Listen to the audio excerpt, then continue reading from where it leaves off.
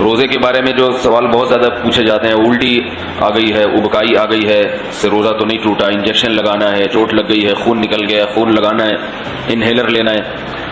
تو الٹی آنے سے روزہ نہیں ٹوٹتا. الٹی آنے سے روزہ اس وقت ٹوٹے گا جب دو شرطیں پائی جائیں گی.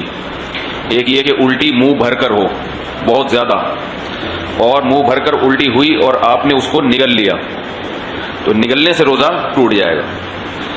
دوسری شرط یہ ہے کہ الٹی منہ بھر کر ہو، خود سے نہ ہو بلکہ آپ نے جان بوجھ کر کی ہو، منہ بھر کر اچھی طرح سے. منہ بھرنے کا مطلب یہ ہوتا ہے کہ اتنی زیادہ ہو کہ آپ اگر روکنا چاہیں تو وہ روک نہ سکیں. اس کو منہ بھر کے کہتے ہیں. ورنہ اب منہ ہر ایک کا جو ہے کیونکہ وہمی لوگ جو ہے نا، پھر وہ وہمی لوگ جو ہے نا وہ تنگ کرتے ہیں. وہمی کہتے ہیں اب مجھے پتہ ہی نہیں چل رہا کہ میرا منہ بھر کے ہوا ہے یا منہ تھوڑا ہوا ہے. تو بھائی اب منہ تو آپ کا اپنا ہے، میں تھوڑی پتہ لگا سکتا ہوں کہ آپ کا منہ بھرا ہے کہ نہیں بھرا. اس کا ایک فقہاء نے ضابطہ بیان کیا ہے کہ اتنا کہ منہ میں روکنا اس کو ممکن نہ ہو. تو چھوٹی موٹی ابکائیاں آتی ہیں، چھوٹی موٹی الٹیاں آتی ہیں، یا اگر نگل بھی لیں تو بھی روزہ نہیں ٹوٹتا. ابکائی آئی اور آپ واپس لے گئے تو نہیں ٹوٹتا.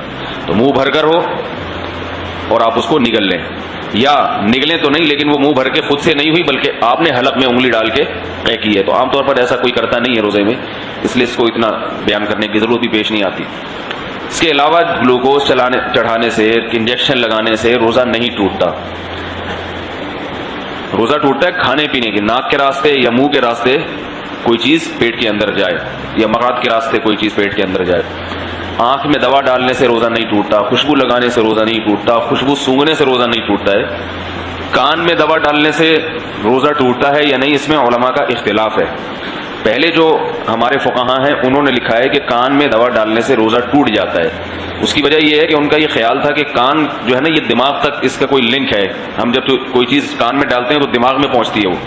لیکن بعد میں جو ڈاکٹروں کی تحقیق ہے وہ یہ ہے کہ کان میں کچھ بھی ڈال دیں وہ دماغ تک نہیں پہنچتی، نہ پیٹ میں جائے گی وہ، نہ دماغ میں جائے گی. تو اس تحقیق کی وجہ سے علماء کی رائے بھی تبدیل ہوئی.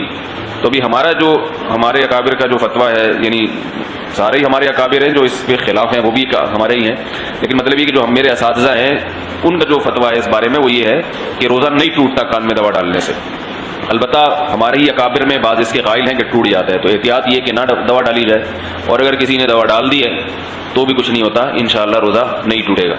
آنکھ میں دوا ڈال دی اور اس کا اثر گلے میں محسوس ہوا تو بھی روزہ نہیں ٹوٹتا. سمجھ رہے بات کو؟